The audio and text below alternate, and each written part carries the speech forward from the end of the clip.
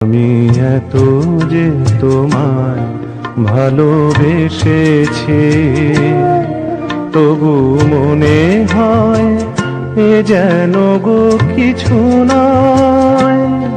কেন আরো ভালোবেসে যেতে পারে না হৃদয়? আমি এত যে তোমায় ভালোবেসেছি।